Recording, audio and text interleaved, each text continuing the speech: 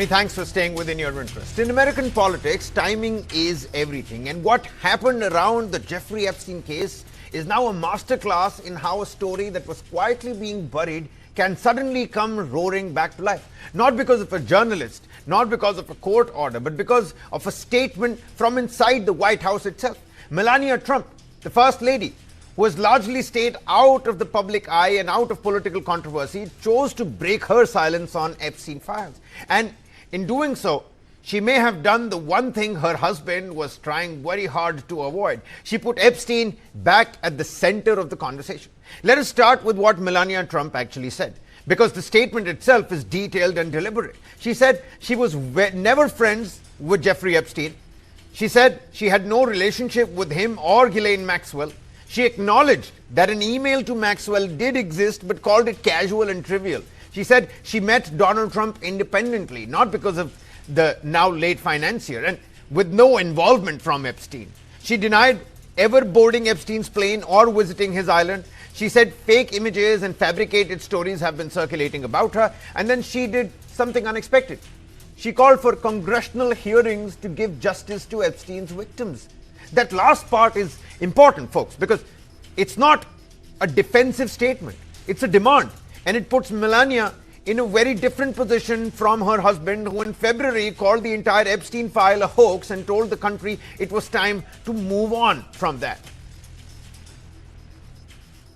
I never been friends with Epstein. Donald and I were invited to the same parties as Epstein from time to time, since overlapping in social circles is common in New York City and Palm Beach. To be clear, I never had a relationship with Epstein or his accomplice, Maxwell. My email reply to Maxwell cannot be categorized as anything more than casual correspondence. My polite reply to her email doesn't amount to anything more than a trivial note. I am not Epstein's victim. Epstein did not introduce me to Donald Trump. I met my husband by chance at a New York City party in 1998. This initial encounter with my husband is documented in detail in my book, Melania. Well, the Epstein files do show some overlap in elite social circles in New York and Palm Beach during the late 1990s and 2000s. There are photos from 2000 at Mar-a-Lago showing Melania and Donald Trump, Epstein and Maxwell, but there are no allegations against Melania Trump herself. And the timing of her statement has now raised many eyebrows. It came out of the blue and appears to go against President's call to move on. Reports say the White House was surprised and President Trump was not aware she planned to speak. Some survivors and commentators are now questioning her motive and why she chose this moment to revive the debate. There is one more thread in the story before we move on that we can't ignore, and it involves a woman named Amanda Ungaro. She was the former partner of Paolo Zampoli, who is a Trump ally and a modeling agent who has been credited with introducing Melania to Donald Trump. Ungaro has claimed that she was close to Melania's circle for nearly 20 years. So the big questions: why did the First Lady release such a high-stakes statement without the president's knowledge, especially after he explicitly told the public and the country to move on? And with the Department of Justice review closed and the issue fading, what prompted Melania Trump to revive the Epstein conversation? With us on the broadcast, Surinder Singh Lalli, foreign affairs expert. Many thanks for taking out the time. And Raymond Vickery, international affairs expert and former U.S. Assistant Secretary of Commerce, joining us live from Washington. Mr. Vickery, very quickly, what pushed Melania Trump, the First Lady, to come out with a statement, this weird disavowal of Epstein that continues to keep getting weirder? Melania Trump says she has no link to Epstein, but why speak now? J.D. Vance is heading to Islamabad for those talks. The president seems to have moved on, but not his partner. Well, thanks very much for allowing me to comment on this. It seems to me that the issue here really is the morality of the president. He has said that the only restraint on his activity is his own morality. This of course, was talked about in terms of Iran. It turns out that his morality is questionable.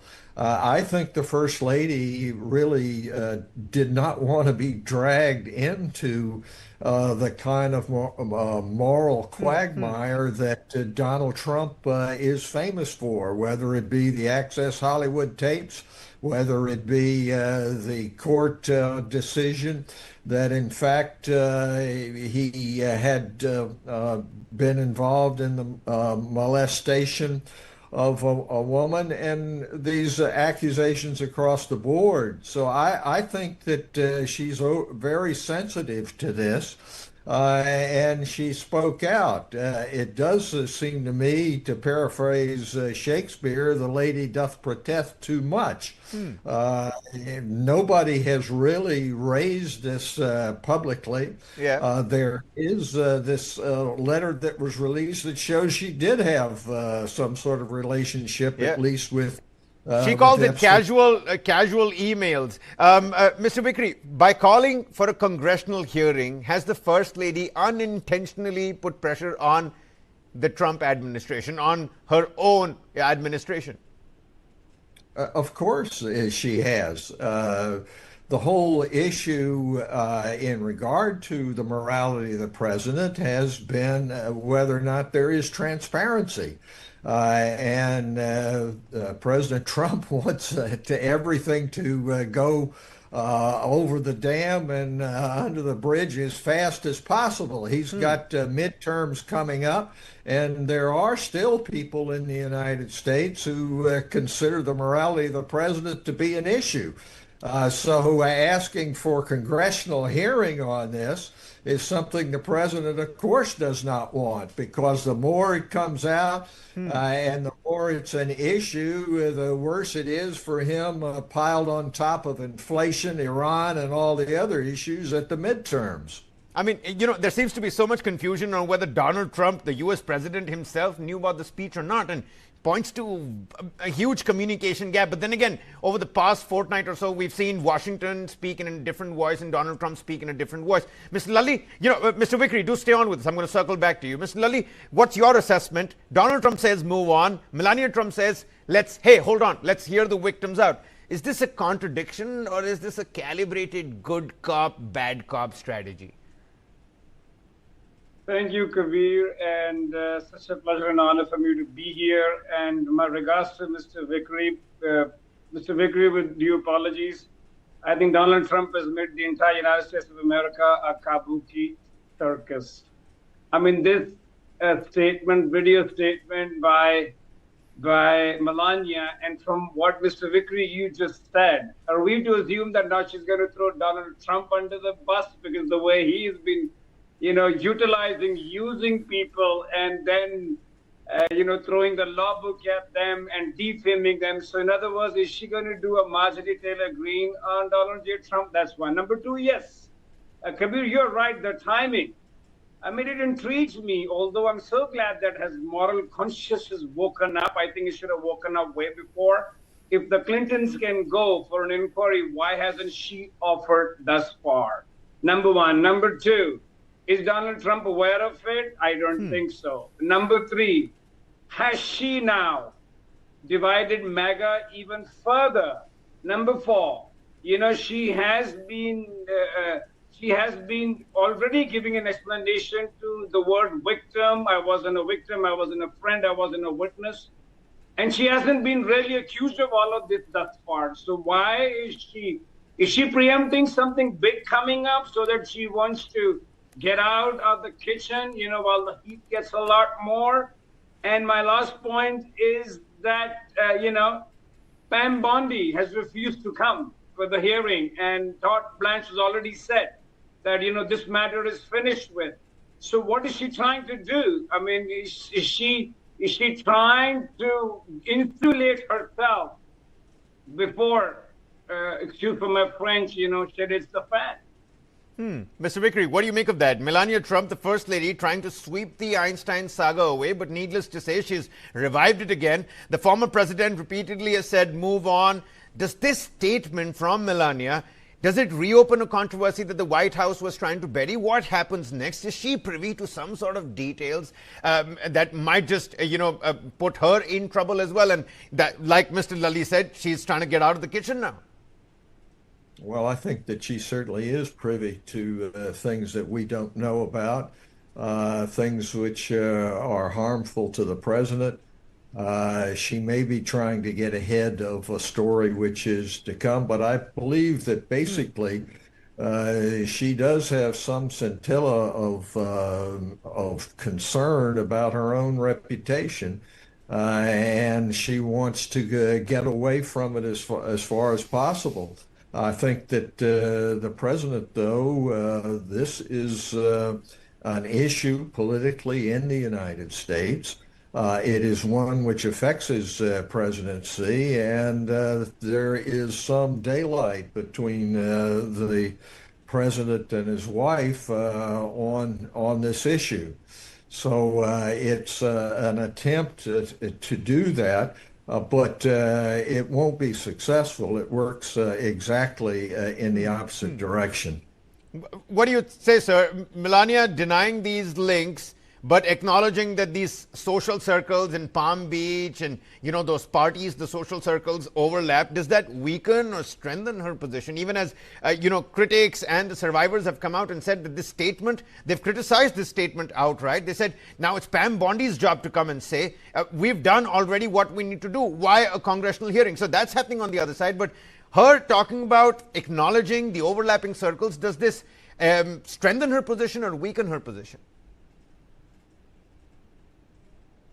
Mr. Vickery. Well, I think it certainly weakens her position. This was something which was not in the public eye. Nobody really was talking about Melania Trump in regard to the Epstein situation.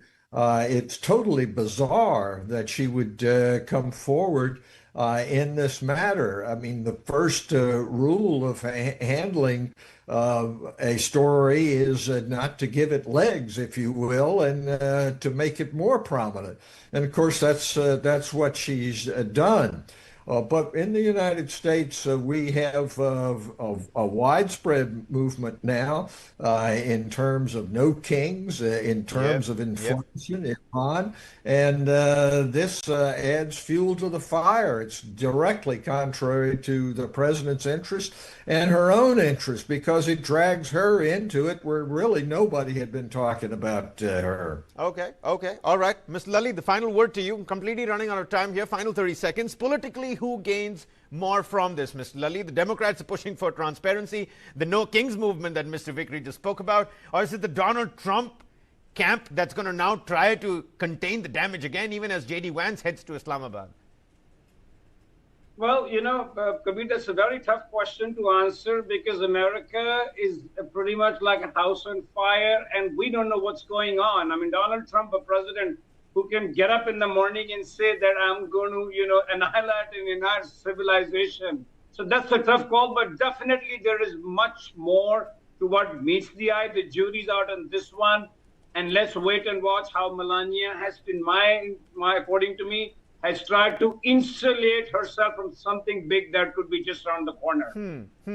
Well, let's wait and find out. Mr. Lalli, always a pleasure to have you with us. Mr. Raymond Vickery, many thanks for taking out the time and speaking to us here on News 9, taking out the time. Well, ladies and gentlemen, when the First Lady